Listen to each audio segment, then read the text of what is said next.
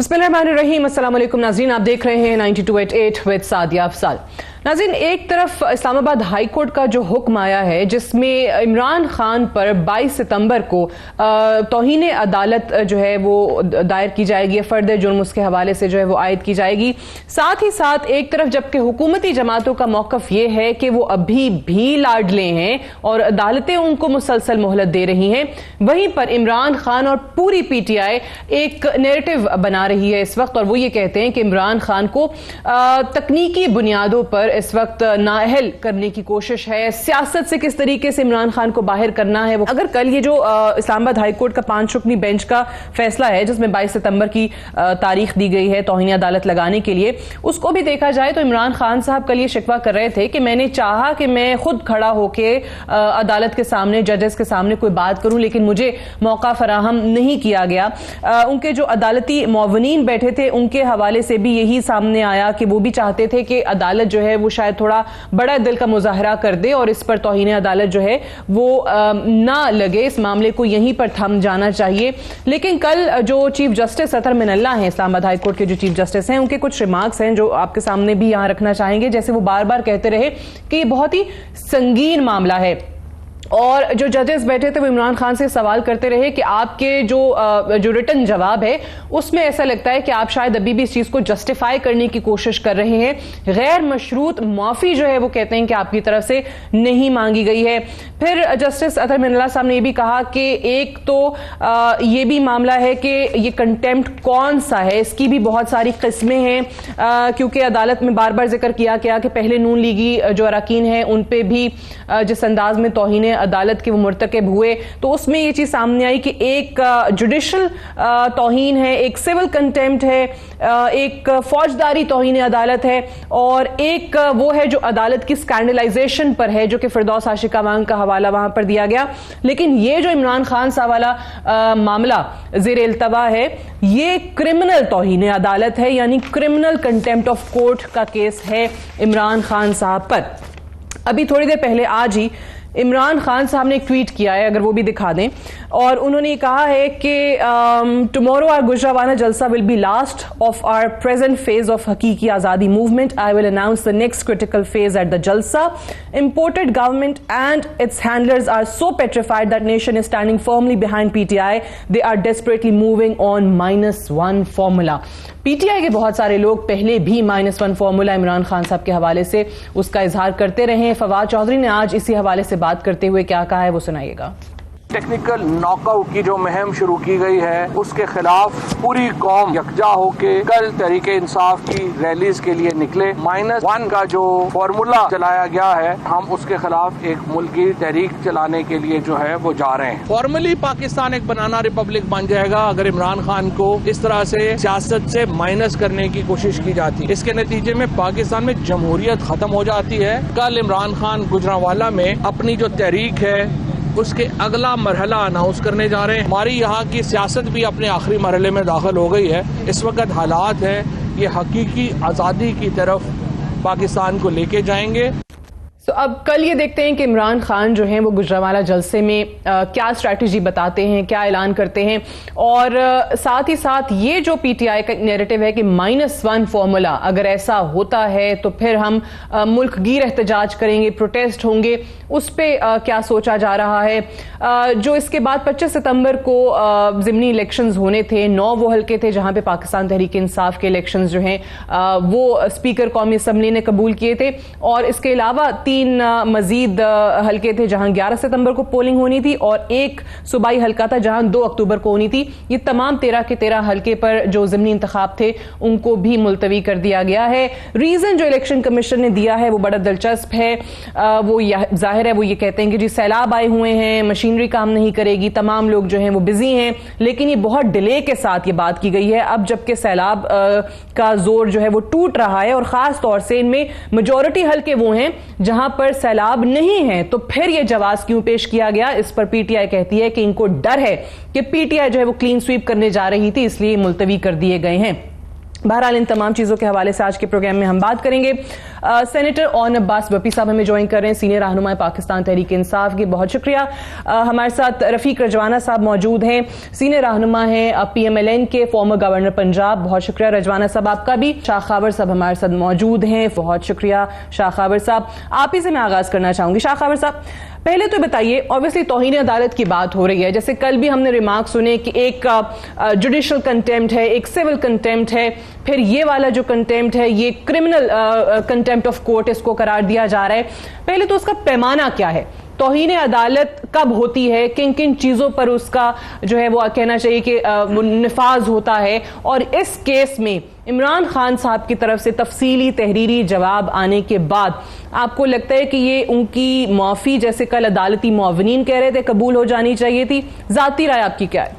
वो मैं ये कह रहा हूं कि ये जो तौहीन अदालत का मसला है, ये बुनियादी तौर पे आइन का आर्टिकल है 204, जो ये हाई कोर्ट और सुप्रीम कोर्ट को, सुपीरियर कोर्ट्स को ये इख्तियार देता है कि वो तौहीन अदालत की कार्रवाई कर सकते हैं, और वो कार्रवाई करेंगे मुरवजा कानून के मुताबिक। और इस वक्त जो मुरवजा कानून है वो है contempt of court ordinance 5 of 2003, जो कि इस वक्त राइज है, जिसके तहत इस्लामाबाद हाई कोर्ट ने एक 5 रुकनी बेंच ने ये जो एक इख्तियार समात जो हासिल किया हुआ है उसके तहत है। उसमें एक दूसरा क्वेश्चन ये आता है कि ये सुओ मोटो उन्होंने खुद क्यों लिया? हालांकि हाई कोर्ट्स जो हैं उनको सुओ मोटो इख्तियारात हासिल नहीं होते, वो सिर्फ सुप्रीम कोर्ट को होते हैं। लेकिन ये जो कानून है जो मैंने 2003 का ऑर्डिनेंस बताया है, इसमें ये दर्ज है कि हाई कोर्ट या सुप्रीम कोर्ट किसी भी कंटेम्प्ट के हवाले से अस खुद इख्तियार भी ले सकती है, किसी की एप्लीकेशन पे भी ले सकती है। तो ये वाला जो इख्तियार समात उन्होंने जो एस्यूम किया, वो उन्होंने, उनकी सेक्शन 4 है, जुरिस्डिक्शन कैसे ले सकते हैं। अब एक कंटेम्प्ट होती है हाई कोर्ट और सुप्रीम कोर्ट के जज साहिबान की या उन अदालतों की।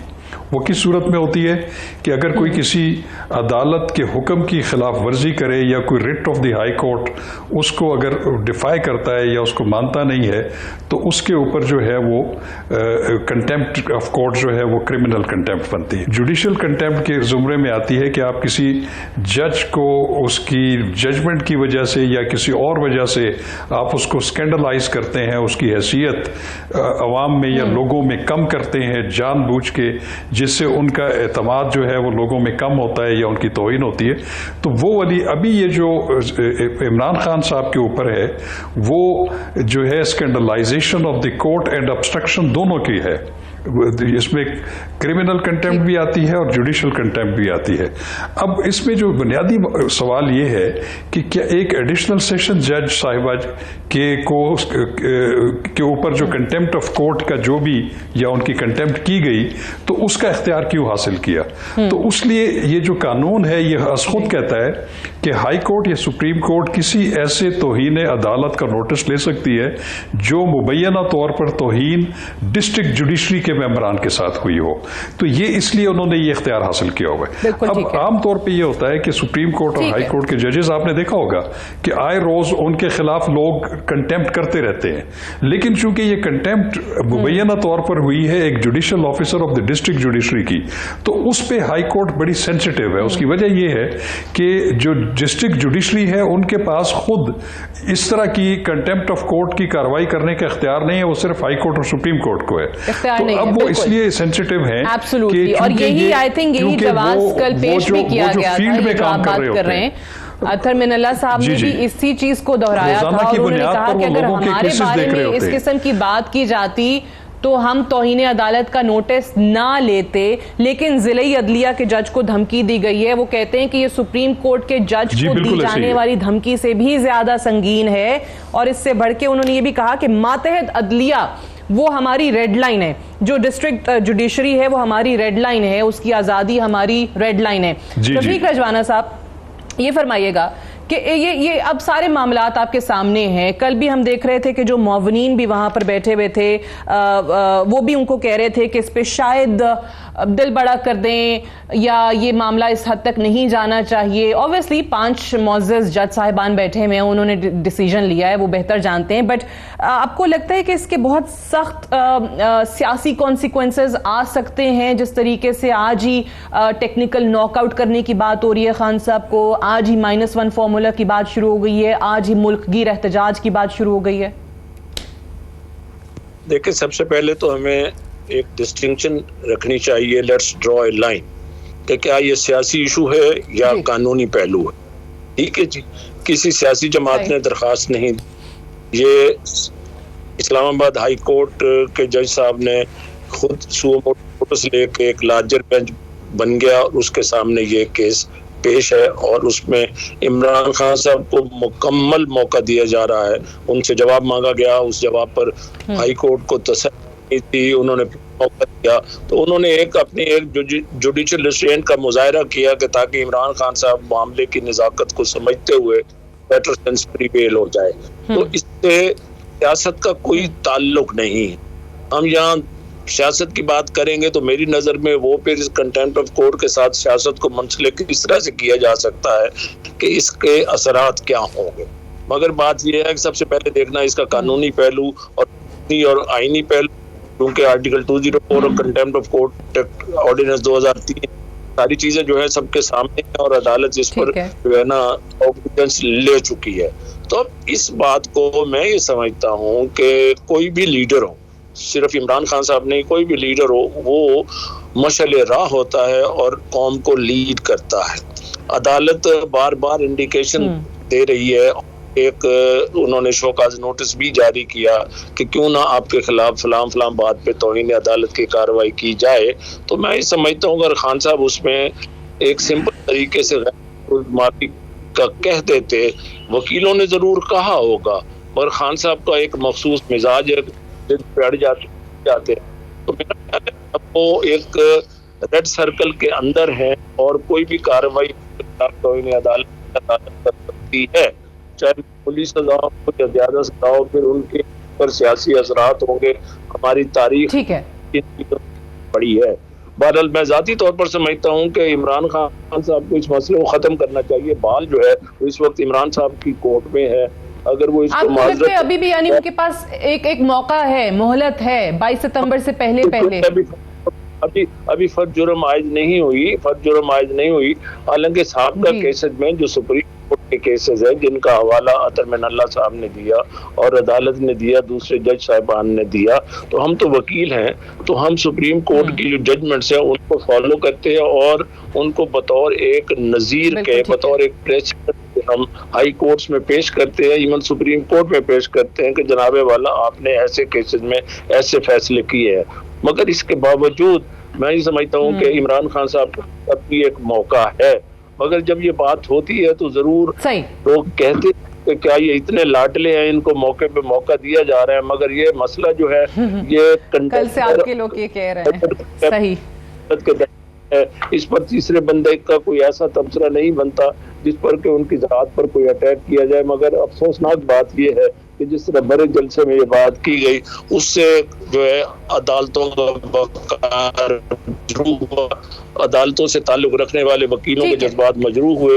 इस पर कंट्रोल किया जा सकता है। मैं आती हूँ वापस आपकी जानिब इस पे। सेनेटर ओन अब्बास साहब जैसे रिजवाना साहब बात करें, कल काफी लोगों की तरफ से ये तबसरा किया गया कि फिर से एक मौका दे दिया गया, उससे पहले भी 10 दिन का मौका खान साहब को दिया गया, बड़ा तफसीली उनका जवाब था, बार बार जजेस पूछते रहे कि आपका जो जवाब है वो हमें मुतमईन नहीं कर रहा है, ऐसा लगता है कि आप अपने जवाब में अपनी बात को जस्टिफाई करने की कोशिश कर रहे हैं। सो बहुत सारे लोग कहते हैं कि अगर खान साहब चाहते तो कल ही ये मामला जो है वो खत्म हो सकता था अगर वो वहां पर गैर मशरूत माफी मांग लेते, बिकॉज वो he is expressing remorse. Obviously remorse क्या है, नदामत है, शर्मिंदगी है, वो तभी होती है जब आपको पता हो कि आपने कोई गलत काम किया है, अपने गलत अल्फाज पर वो शर्मिंदगी जाहिर कर रहे हैं। तो माफी क्यों नहीं मांगी, कल ही इस मामले को रफा दफा क्यों नहीं किया उन्होंने?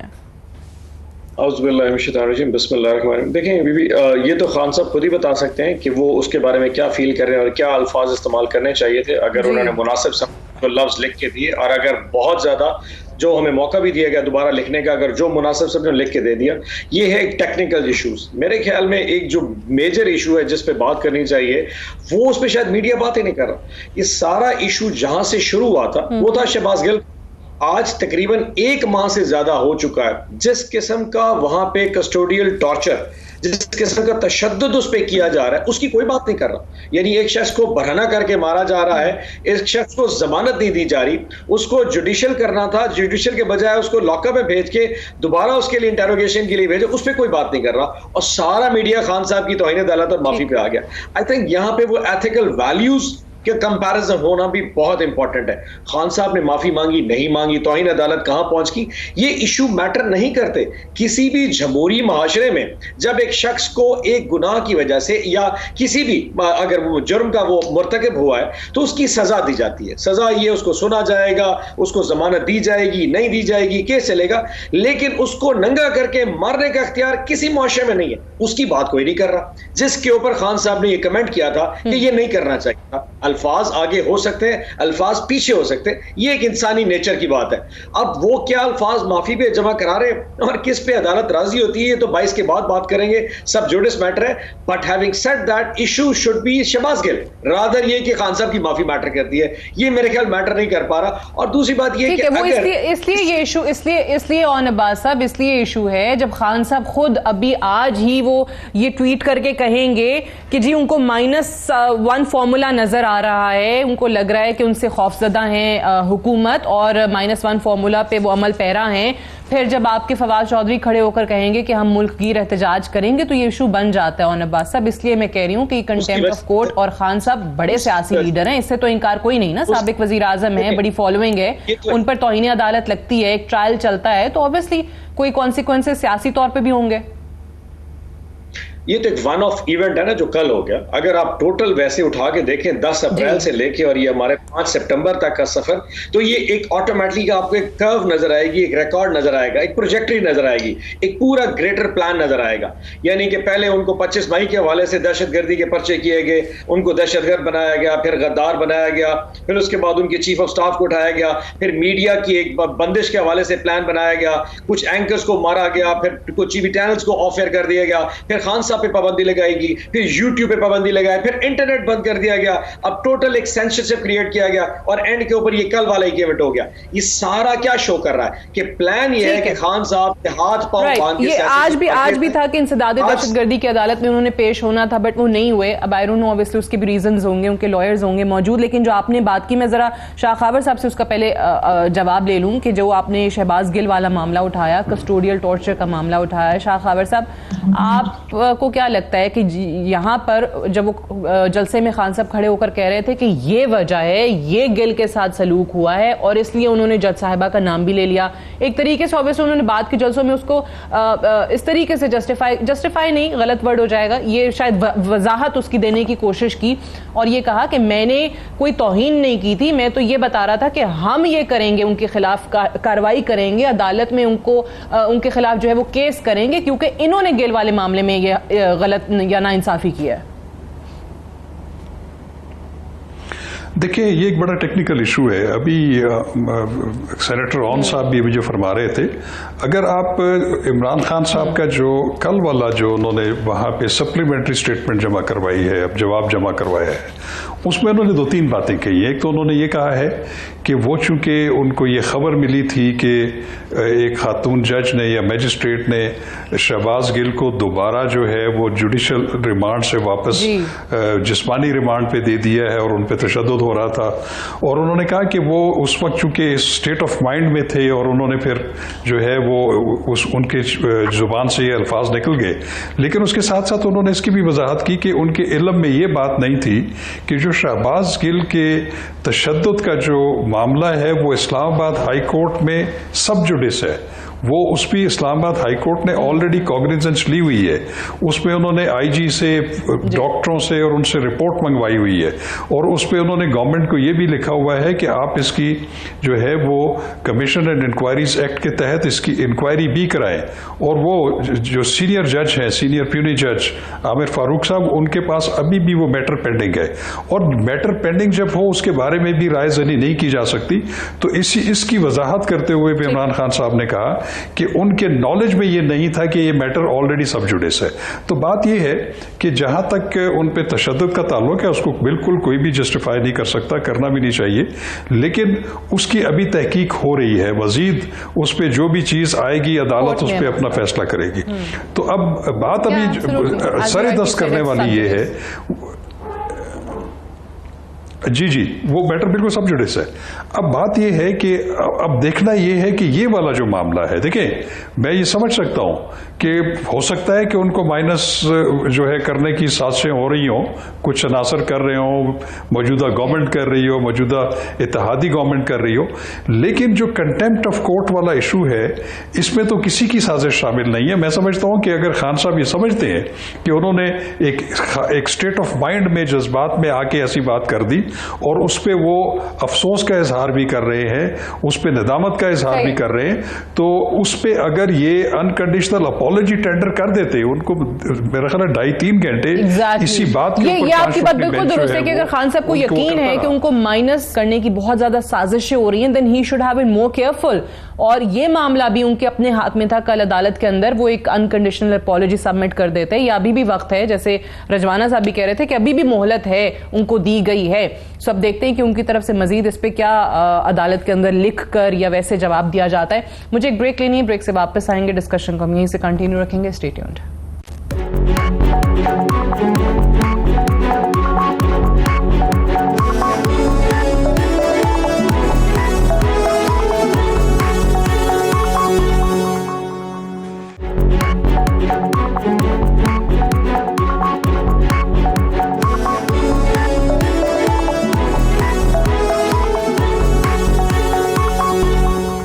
वेलकम बैक प्रोग्राम में एक बार फिर से खुशामदीद। ब्रेक पे जाने से पहले हम बात कर रहे थे कि साबिक वजीर आजम इमरान खान साहब पर जो फर्द जुर्म आयद होनी है वो 22 सितंबर को होनी है। अभी ऑब्वियसली चार्ज फ्रेम नहीं हुआ, सो इसलिए हमारे जो कानूनी माहिरीन हैं उनका ख्याल है कि अभी भी खान साहब के पास मोहलत मौजूद है, बॉल अभी भी उनके कोर्ट में है।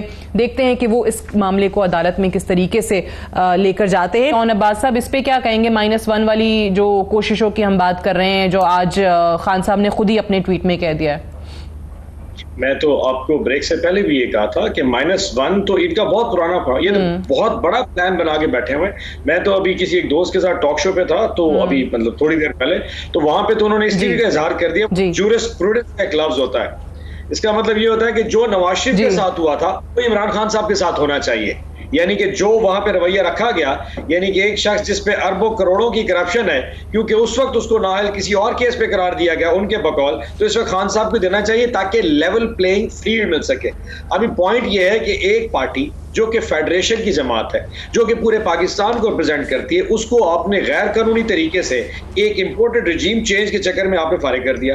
अब आप उस वक्त सोच रहे थे कि यार बहुत गैर मकबूल है, पार्टी इसकी गिरी पड़ी है, ये कहां उठा सकेगा? Out of nowhere 17 July trigger point था जहां इनको फील हो गया कि अब इमरान खान साहब के होते हुए तहरीक इंसाफ को गिराना किसी भी तौर पर मुश्किल है। और नवाज शरीफ क्या कोई भी वापस आ जाए, नून लीग की जो साख है या पीडीएम की 11 जमातों की साख है वो बच नहीं सकती। तो हल क्या है? इमरान खान साहब को फारिग कर दे। गद्दारी 1, तौहीन अदालत 2, वो दहशतगर्दी मुकदमा 3, 17 के करीब सेशन कोर्ट्स में केस चल रहे हैं खान साहब के खिलाफ। ऊपर से फिर वो इलेक्शन कमीशन ऑफ पाकिस्तान का फैसला तहरीक इंसाफ के खिलाफ, वो फौरन एक वो रेफरेंस बना के फाइल कर दिया, FIA जनाब इन्वेस्टिगेट करे, फिर कैबिनेट में जाएगा, फिर देखें। तो इतना बड़ा जो एक ट्रैश क्रिएट हो रहा है, आपके ख्याल में क्या बहुत ज्यादा जस्टिस है या पाकिस्तान में भौचाल आ गया अचानक कि इस तरह का एहतसाब या इस किस्म का जो एक तवाजुन है कानून के हवाले से, जो इर्ताश पैदा हुआ है, वो अचानक से आ गया? नहीं, इट्स खान साहब। यानी कि 8 महीने पहले शहबाज शरीफ और हमजा के ऊपर फर्द जुर्म आयद करने का हुक्म हुआ कि जी फर्द जुर्म आयद कर रहे हैं जी। 8 महीने हो गए, फर्द जुर्म किसी अदालत ने नहीं हुई।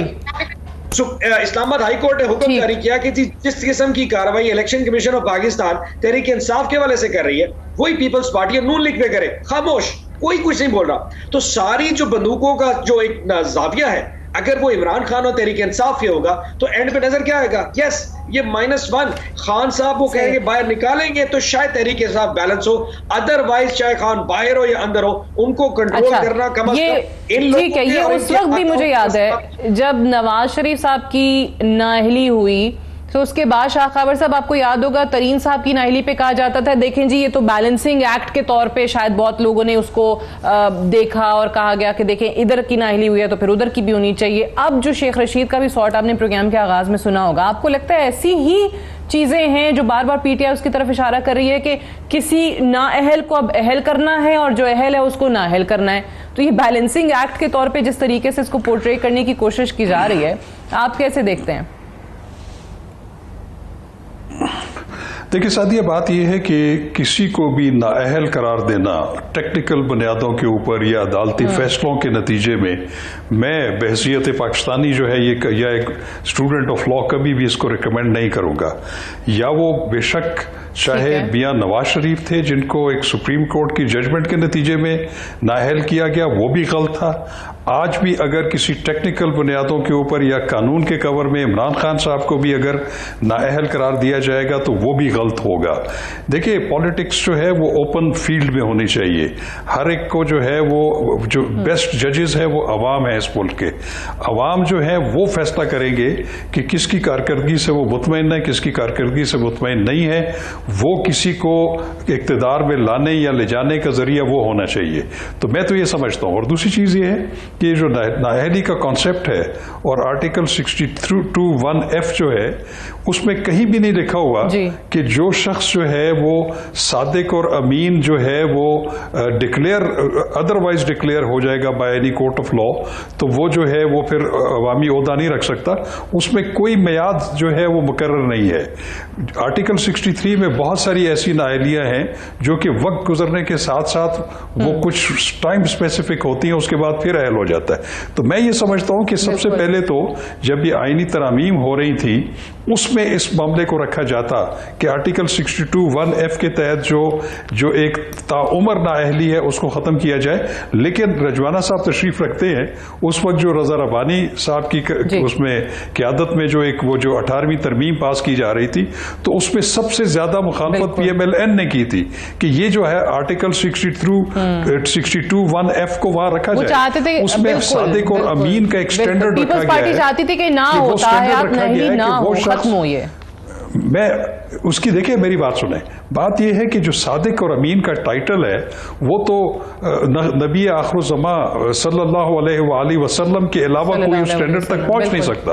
वो तो उनका टाइटल था। तो मैं ये समझता हूं कि ये इस तरह की सख्त स्टैंडर्ड्स को आइन में रखना जो है ये पार्लियामेंट के लोगों का काम है कि वो ऐसे स्टैंडर्ड्स को आइन में से हटाए। हर इंसान जो है वो गुनाहगार है, वो बिल्कुल कोई वो अकले वो जो है बिल्कुल फरिश्ता नहीं है। भी रिग्रेट होगा कि उस वक्त जो है वो हमें ये तरमीम ले आनी चाहिए। इन चीजों को जो है मैं समझता हूं कि डिस्करेज करना चाहिए था। तो मैं ये कहूंगा कि अगर खान साहब को अगर सिंगल आउट करने की कोशिश की जा रही है टेक्निकल पॉइंट्स की वजह से, तो नहीं होनी चाहिए। आपको लग रहा है सिंगल आउट करने की कोशिश की जा रही है, बट आप कहते हैं उसके फेवर में नहीं है। अगर ऐसी कोई कोशिश हो रही है, रजवाना साहब पहले भी मैं यही बात करी थी कि नवाज शरीफ के टाइम पे भी यही आप लोगों की तरफ से कहा जाता था कि यहाँ पे -1 फॉर्मूला हमारी पार्टी के लिए जो है वो चल रहा है, और अभी खान साहब भी वही बात कर रहे हैं। फिर शाह खबर साहब की आपने बात सुनी होगी कि उस वक्त भी पीपल्स पार्टी चाहती थी कि ताहयात नाअहली ना हो, लेकिन आप लोग उसकी फेवर में नहीं थे। आप लोग चाहते थे कि ये मौजूद रहे आइन के अंदर, और फिर ऑब्वियसली उसका खमियाजा आप लोगों को भुगतना भी पड़ा नवाज शरीफ साहब की नाअहली की सूरत में। पुरानी बातों को एक तरफ रखे, कौन सी सही है कौन सी गलत है। अब ये सियासतदानों ने ताहयात नाअहली बड़ी फेस कर ली है। बल्कि अभी right now I am in London, मेरी आज मियां नवाज शरीफ साहब से मुलाकात हुई है, इसाक डार साहब भी साथ थे।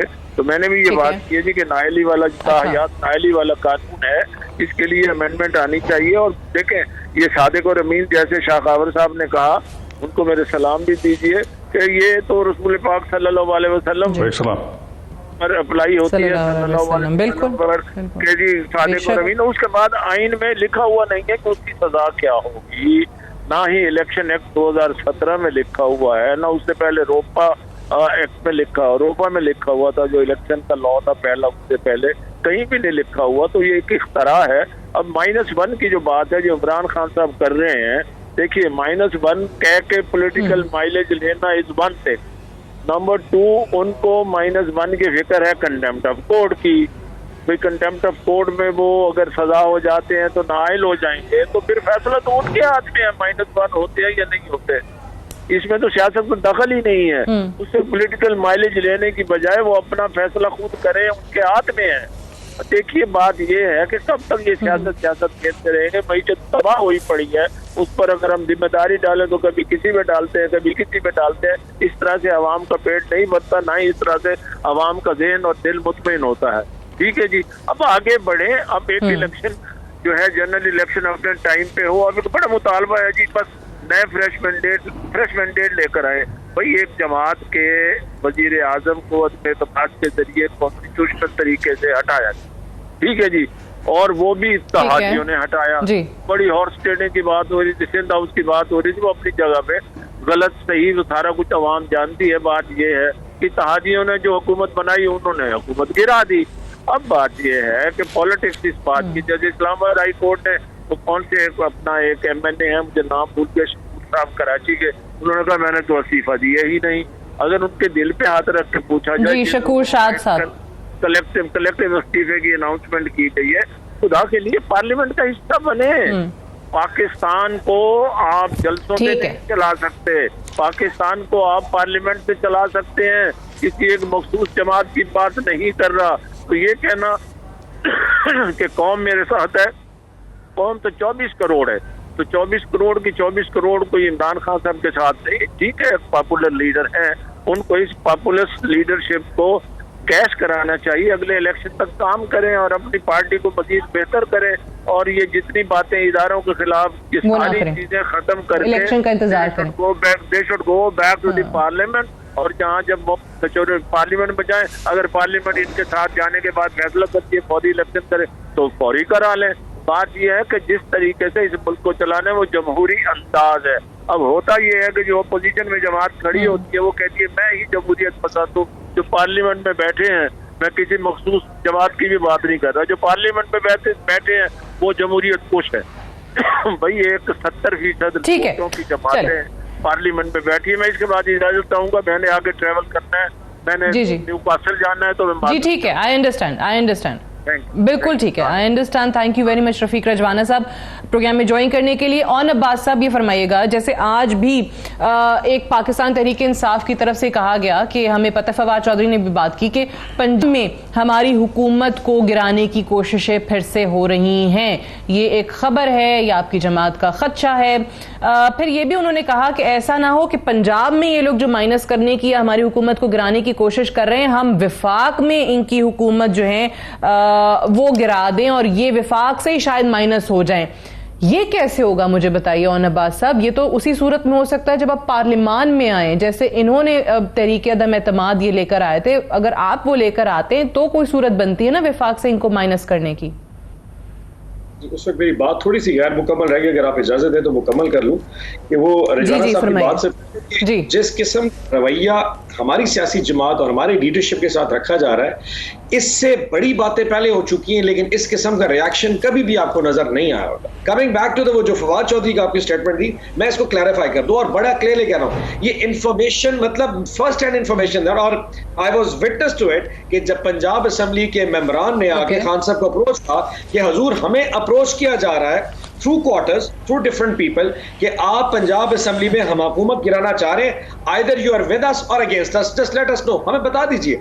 अब वो जो मेंबरान पंजाब असेंबली उन्होंने हलफ उठाया हुआ था कि हम ताहयात जिंदगी भर इमरान खान के साथ रहेंगे, ये उनका अपना पैक्ट था, पार्टी ने कभी नहीं किया। तो उन्होंने कह दिया जी हम तो इमरान खान साहब के खिलाफ, आपके एमपीएस को कॉल्स आ रही हैं, जी कॉल से बुलाया जा रहा है, आप बुलाया जा रहा है कि जी ये हम करने वाले, आप हमारे साथ रहेंगे तो हम आपके साथ ये दे देंगे, कल को आपको मिनिस्ट्री मिलेगी, ये मिलेगी, वो मिलेगी, जो भी एल्योरिंग टैक्टिक्स होते हैं। सो उसके नतीजे में फवाद ने कहा कि ये काम तो फिर हम फेडरल में भी कर सकते हैं। वोट तो सिर्फ 2 है ना, 172 की आपको मेजॉरिटी चाहिए, 174 वोट लेके आप हुकूमत बनाए बैठे। पाकिस्तान तहरीक इंसाफ के 20 लोगों से आप वोट ले नहीं सकते, वो फ्लोर क्रॉसिंग करेंगे, तो वोटों का फर्क सिर्फ 2 नहीं मतलब 1 है क्या ना। अगर 1 वोट हमारे पास आ गया तो हम 171-72 पहुंचते तो बात तो खत्म हो जानी है। सो लेकिन इस किस्म का कोई काम अब हम प्रोसेस का हिस्सा नहीं करेंगे। बस मैं यही तो कह रही हूँ कि फिर वो उसके लिए आपको पार्लियामान आना पड़ेगा, वो ज्यादा बेहतर तरीका नहीं होता कि आप ऑब्वियसली जिस तरह आप कहते हैं कि इन्होंने जी जी एक असम्पशन की बात है, एक मफरूजे की बात है कि आप अगर ऐसा करेंगे तो हम कर सकते हैं। नॉर्मल सर्कमस्टांसेस हम बड़ा क्लियरली कह चुके हैं कि हम असेंबली में नहीं जाएंगे क्योंकि हम इस सिस्टम पे बिलीव नहीं करते। हम इस पूरी जमहूरियत का जो एक ये जो नाच नाचा जा रहा है, हम इसका हिस्सा नहीं बनना चाहते क्योंकि इसके नतीजे में अवाम के फिर ये वाली स्ट्रैटेजी देखें।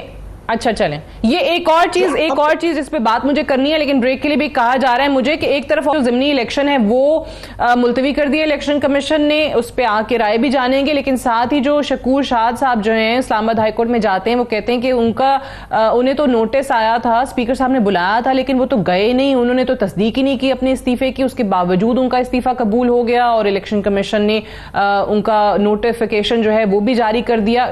गो के हाईकोर्ट की तरफ से नोटिफिकेशन मुअत्तल हो गया। बट क्या ये भी कोई पाकिस्तान तहरीक-ए-इंसाफ की स्ट्रैटेजी है कि अगर वहां पे बाई इलेक्शंस में हल्के नहीं होते, जिन 9 हल्कों पे इमरान खान साहब ने इलेक्शन लड़ना था, तो फिर इस तरीके से जो है वो सीटें बचा लें? मुझे एक ब्रेक लेनी है, ब्रेक से वापस आएंगे, डिस्कशन को यहीं से कंटिन्यू रखेंगे। Stay tuned.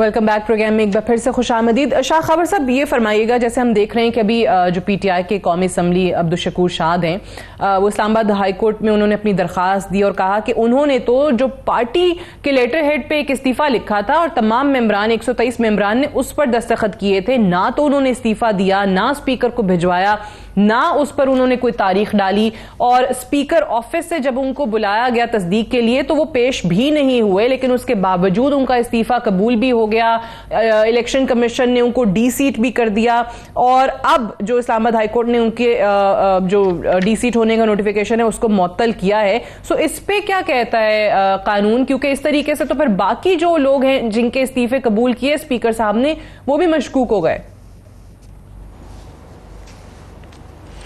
देखिए, ये बड़ी एक दिलचस्प सूरत हाल है कि शकूर शाद साहब ने अब आके, जबकि उनके हल्के में ज़िमनी इलेक्शन जो है या उसका भी ऐलान हो चुका है, शेड्यूल जारी हो चुका है, उसमें कैंडिडेट्स भी आ गए, और इंटरेस्टिंगली इमरान खान साहब और मेरे ख्याल में दूसरी साइड से नबील गबोल और बहुत सारे लोग जो हैं इस पे कैंडिडेट है। इस स्टेज के ऊपर ये पिटीशन जो है ये खासी दिलचस्प है। उसकी वजह ये है कि अभी आपने देखा होगा कि हाल ही में पाकिस्तान तहरीक इंसाफ की तरफ से जो उनके लॉयर हैं फैसल चौधरी साहब, उन्होंने एक पिटीशन फाइल की थी इस्लामाबाद हाई कोर्ट में।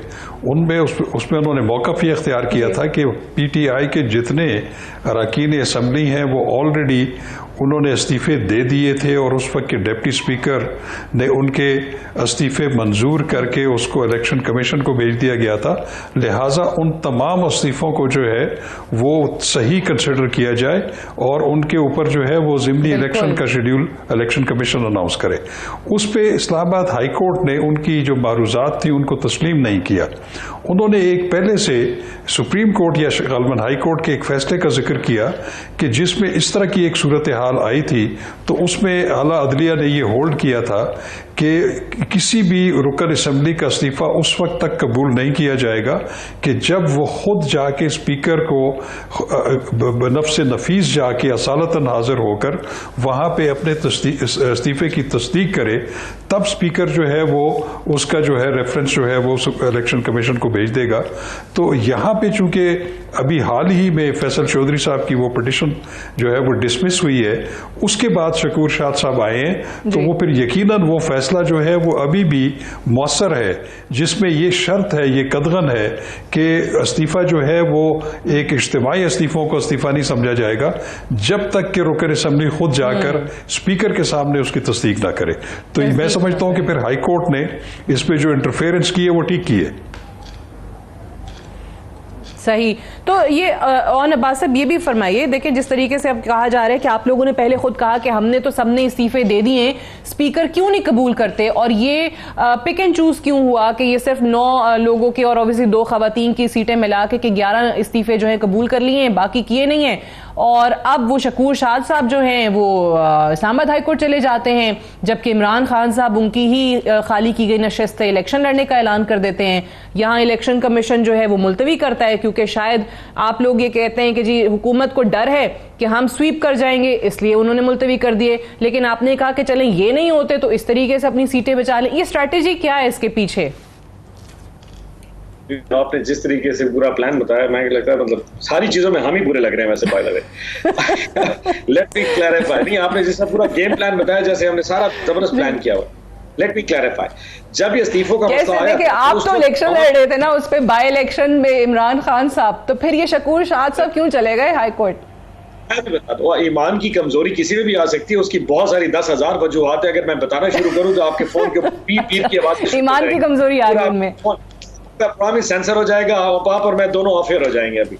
So let's forget it. The point remains, हुआ ये था कि जब तमाम पार्लियामेंटी पार्टी इकट्ठी हुई तो सबने फैसला किया हम इस्तीफा देते हैं। सवाब ने हाथ खड़े करके इस्तीफा दिया, एक फॉर्म आया, सबने फॉर्म साइन किया, जी मैं इस्तीफा देता हूँ। वो जाके उस वक्त डिप्टी स्पीकर कासिम सूरी थे, उनको जमा करा दिए और उसके बाद वापस आ गए। अब हुआ ये, गवर्नमेंट ने कहा जी हम इस्तीफे कबूल नहीं करते। पहले उन्होंने कहा जी कबूल नहीं करें क्योंकि सबको पेश होना पड़ेगा। हमने कहा हमें से कोई नहीं जाएगा, ये बुलाते रहे, कोई नहीं हुआ। इन्होंने इस्तीफे कबूल करने शुरू कर दिए और चेरी पिकिंग भी, एक पेशावर, एक फैसलाबाद, एक ननकाना, एक कराची, एक कोटा, क्वेटा, एक सिंध में से, इंटीरियर सिंध में से, एक लाहौर। सो चेरी पिकिंग शुरू कर दी। तो फिर हमने प्ली लिया कि जी अगर आपने कबूल कर ले, विच इज आवर राइट, कि हमने कहा कि जी आप कबूल करने चाहिए, आप सबको कबूल करें। 134 या 131 के करीब थे, ताकि हर जगह बाय इलेक्शन करा दे। इन्होंने कहा जी नहीं हम मर्जी करेंगे। खान साहब ने कहा जी फेयर इनफ, फिर कैंडिडेट ही लड़ेंगे, हर जगह इमरान खान लड़ेगा। हमने इमरान खान साहब को लड़ा दिया। अब जब इनको नजर आया कि 9 सीटों पे इमरान खान साहब लड़ेंगे और लामुहल्ला खान साहब को लड़ रहे हो, मतलब पाकिस्तान में तो कोई ऐसा पैदा नहीं हो जो उनके खिलाफ लड़ सके, तो 2/3 उसको जनाब फौरी तौर पे इलेक्शन को इस वक्त पोस्टपोन कर दिया जाए, वो अपनी जगह पे।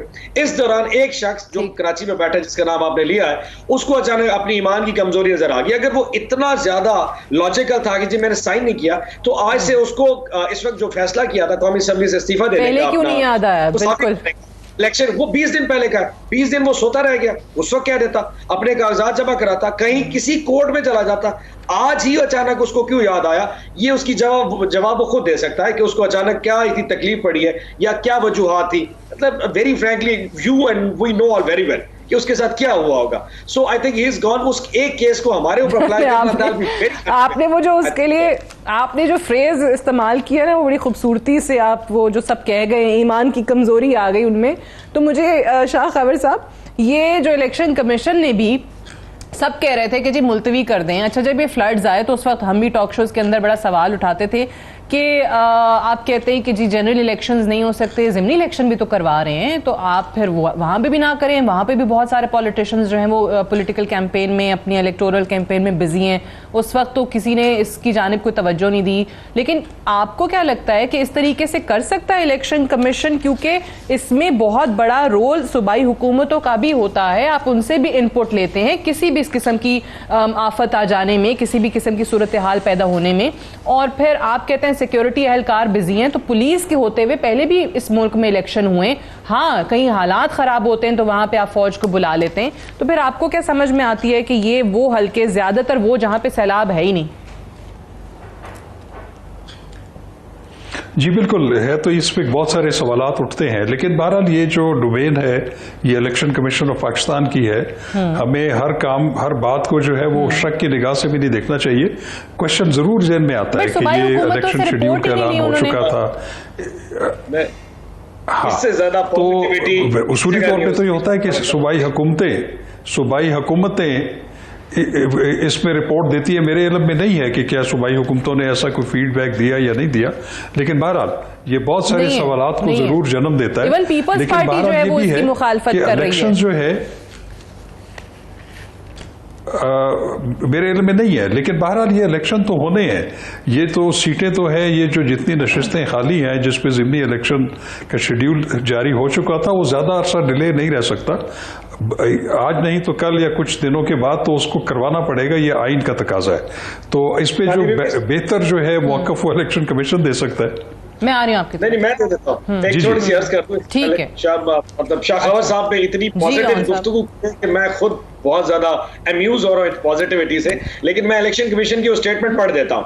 उन्होंने फरमाया कि तमाम इलेक्शन कमीशन के मेंबर्स इकट्ठे हुए और उन्होंने इस चीज का अंदाजा लगाया क्योंकि पाकिस्तान में फ्लड्स आए हुए हैं और फ्लड्स की वजह से इमारतें मखदूश हो चुकी हैं और सारी जो फौज और जो अमला है और टीचर्स हैं वो मसरूफ है लोगों को रेस्क्यू और रिलीफ करने बिजी में, हैं। इसलिए इलेक्शन नहीं कराया जा सकते। मजे की बात ये कि उन 9 सीटों पे जहां इलेक्शन है वहां फ्लड्स की दूसरी बात बारिशें तक नहीं, यानी कि चिश्तिया में इलेक्शन हो रहा था वहां बारिश तक नहीं। चलें 2 में कर मुल्तान सकते हैं, 2 में कर सकते हैं, मर्दान में और चारसदा में चलें थोड़ा बहुत ऑब्वियसली वो हैं, अच्छा जी, बट थोड़ा बाकी आप सही कह रहे हैं, बाकी कोई ऐसी जगह नहीं है जहां सैलाब है। मर्दान और चारसदा में 4-4 सीटें हैं। जिस जगह पे इलेक्शन हो रहा है वो दरिया से 40-40 किलोमीटर दूर है, तो वहां पे तो सैलाब का चक्कर ही कोई नहीं ना। सो यकदम अचानक सैलाब आ गया, इमारतें मखदूश हो गई, अमला दौड़ गया, आप सीधा भगा देंगे, आप इलेक्शन से दौड़ गए। अब इसके ऊपर वो शाह खबर साहब ने कहा जी कोई टेक्निकल इशू, चलें सही है, आप कह रहे हैं ऑब्वियसली चले शाह खबर साहब की पॉजिटिव गुफ्तगू आप कह रहे हैं ज्यादा बात कर गए, बट चलें I have to wind up है। बहुत बहुत शुक्रिया सेनेटर ओन अब्बास साहब शाह खबर साहब प्रोग्राम में ज्वाइन करने के लिए। That's all for tonight, I will see you tomorrow इंशाल्लाह। इजाजत दीजिए, खुदा हाफिज।